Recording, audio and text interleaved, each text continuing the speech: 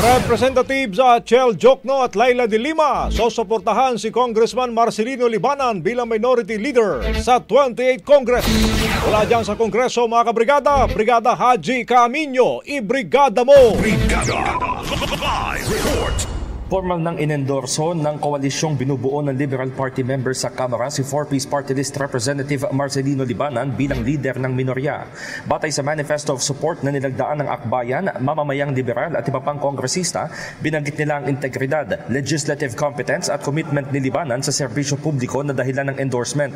26 na mambabatas ang lumagda sa manifesto, kabilang na sina Akbayan Representative Chel Jokno, ML Party List Representative Laila de Lima, Kabataan Representative Rene Ko at ACT Teachers Representative Antonio Tino. Sa panayam ngayong araw, sinabi ni De Lima na ang direksyon ng minority bloc sa 20th Congress ay maging fiscalizers at magbabantay sa mga polisiya, programa at legislative agenda ng Administrasyong Marcos.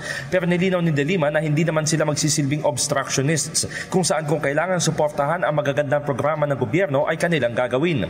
Para sa huling 3 taon ng pamumuno ni Pangulong Bongbong Marcos, mas magiging mahigpit niya ang minorya sa paniningil sa kanyang mga ipinangako. Dagdag naman ni Jokno, hindi magbabago ang posisyon ng minority bloc sa paghahain ng mga panukalang batas na tutugon sa pangangailangan ng mamamayan, pati na ang iisang paninindigan sa issue ng impeachment laban kay Vice President Sara Duterte. In the heart of changing lives, ako si Brigada Haji Camino ng 105.1 Brigada News FM Manila, The Music and News Authority. Umahataw, Brigada Balita Nationwide. Ang bahaging ito ay hatid sa atin ng Fast Relax. Tanggal ang sakit, ora mismo.